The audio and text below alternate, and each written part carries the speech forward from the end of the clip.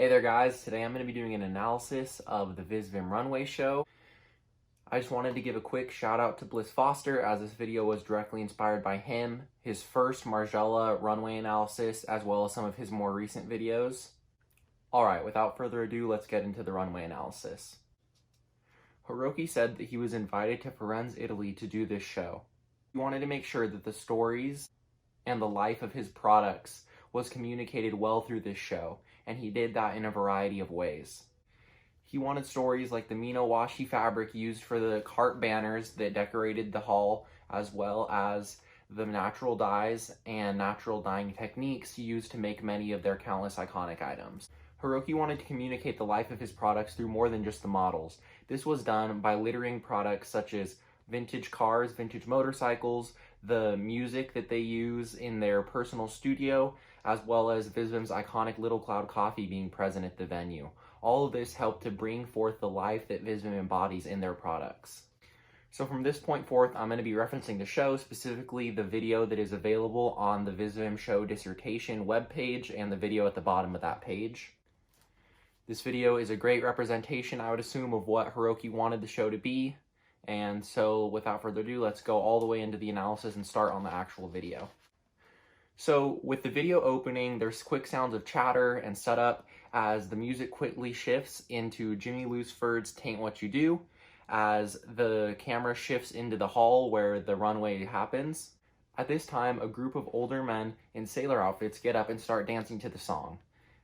Hiroki in his dissertation talks and says that these specific dancers are jitterbug dancers that he met when in England, and when he was trying to come up with a way to bring life to the show, these are one of the people he felt he needed for the show. Their outfits are reminiscent of the iconic picture VJ Day in Times Square, where the sailor can be seen kissing the young nurse after the win of the America over Japan in World War II. These outfits help bring out a vintage war/post-war aesthetic that is seen throughout the rest of the show. As the music begins to change, all the dancers turn and gesture towards a large curtain where the models begin to emerge. This first outfit is important as it sets up many of the themes and ideas that we'll be seeing throughout the rest of the show. This includes many military references as well as references to post-World War II American culture, mixed in, of course, with VISVIM's traditional Japanese flair.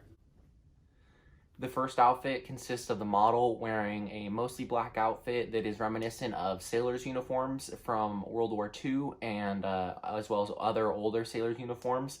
He's seen wearing brigadier boots, wide leg pants, and a chore coat, as well as a shirt and hat matching with the lightning bolt pattern that is seen throughout the rest of the show. And he's wearing a classic Dixie Cup hat, which is the hat worn by sailors back in the day and still today as well. These themes are present directly in the next few outfits as well, where the next model walking up is seen wearing the t-shirt with the lightning bolt motif on it and a navy-inspired jacket, as well, followed by a model in a lightning bolt romper style garment. And as the first segment of the show continues, the military themes are very present, especially seen in this outfit where this model is wearing these tan and olive tones with this bomber jacket and this flannel lined trapper hat that are all reminiscent of a vintage pilot. This outfit really kind of nails in and solidifies these wartime and military references, and it almost plays as a civilian dressing up as a pilot, or maybe a decommissioned pilot wearing their old clothes. The show then shifts a bit and it starts to include a bit more of the traditional Japanese items that VISVIM is known for including and kind of giving their own twist to, as well as mixing it with the Americana themes that have already been present.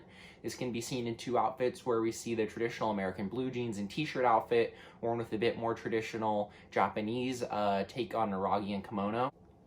More examples of the American 50s style can be seen in this VISVIM carp shirt, which is worn over a pair of unwashed denim and black boots, which is reminiscent of the 50s greaser and biker culture. Obviously with that Japanese flair and his large pompadour, it kind of brings together this hodgepodge kind of aspect of a 50s greaser look with a bit more of that traditional Japanese flair that you can see in the way that the carp is hand stenciled and specifically painted onto the shirt.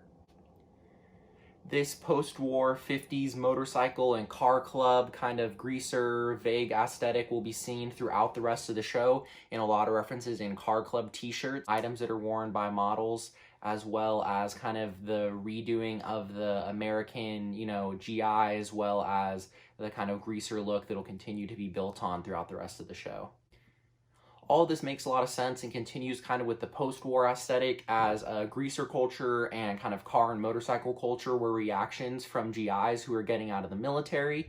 And so it all kind of flows together as this, kind of culture that was happening and all the different aspects of it. As these GIs got out and they needed something to entertain themselves, they kind of turned to this car and motorcycle culture, and that's all shown really well in these little motifs and icons, and especially the graphics seen on the t-shirts from VISVIM, and then obviously the more kind of obvious recreations such as this outfit with the carp shirt. And it all kind of really helps to build that very strong post-World War II aesthetic with the references to military and, of course, American casual at the time. This kind of culture is something that the Japanese do a really good job of loving and emulating, and this can be seen specifically through Hiroki's love for vintage cars and motorcycles, such as his iconic yellow Range Rover or his beautifully restored 1948 Indian Chief that he's seen riding on in many pictures by himself and as well with his wife. He took that love and he used these items to decorate all around his show, outside and inside, and it also makes a very large appearance in the actual items presented in the collection.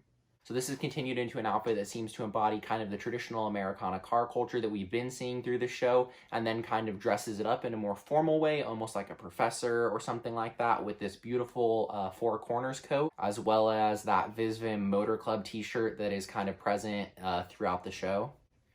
So at this point, with a lot of these outfits kind of showing these traditional Americana influences, the show starts to shift and the music changes. The male jitterbug dancers who have been present throughout the show invite up their female counterparts, and they begin to dance together and do a short number as the music changes to Sing Sing by Benny Goodman.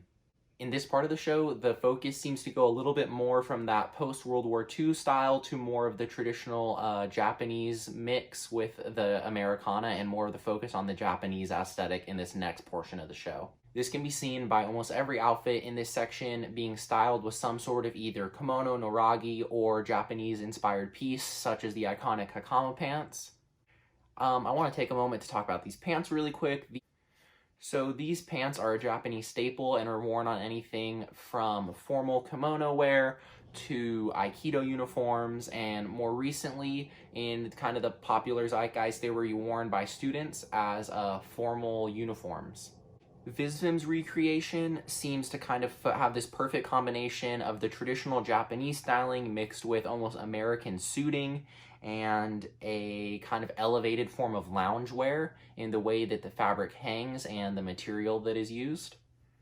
In my opinion, the hakama pants are up there with VISVIM's FBTs and their denim, that kind of as an item that embodies what VISVIM is, and it's kind of one of those things where if you wanted to show someone to kind of help them get the idea of what the brand is and what Hiroki's kind of vision is, I think these items are, or I think this item is one of the perfect things that does that. So as the show continues with this kind of traditional Japanese flair, there are a few outfits that introduce some of VISVIM's classic suiting elements. It can be seen in these unstructured these unstructured suits with these very casual, well-textured materials. Personally, when I see these, I kind of see a reference to these like casual formal suits when you think of the Deep South, almost like the casual seersucker suits that they would wear, and like kind of like a riverboat suit. I don't know, it just gives me that kind of aesthetic of like a late 1800s casual, like southern. So at this point we then see a model walk with the lightning bolt skirt, which obviously continues the motif that's already been present, as well as more models walking with examples of this Japanese suiting and these Americana fusion items. So with this kind of ends the main part of the show, and the models go back behind the curtain, and then they all come together and the music changes once more, and they emerge with the first and last model each holding these traditionally made Minawashi paper banners. as they kind of go in a little parade back around where they back around the catwalk to show everyone the whole collection as a whole as the dancers are up there dancing to the music. With this, the two models in the front and the back stop by the dancers. Everyone else walks through, and at the end, Hiroki and his wife Kelsey walk up, and they kind of take a bow, and you can see Hiroki, his outfit embodying one of the aesthetics that is very obvious and present throughout the show, which is kind of that Japanese casual with the hakama pants, sneakers, and the traditional styled Japanese kimono with a lightning bolt pattern. If you guys got this far, I just wanted to say thank you. This obviously isn't a crazy deep analysis. I just kind of wanted to dive into it and give it a try to show you guys some of the themes and cool things that I was able to pick up on. Let me know if you guys saw any cool things you think I missed. I really appreciate it. Please don't forget to like and subscribe, and thank you. I'll see you guys next time.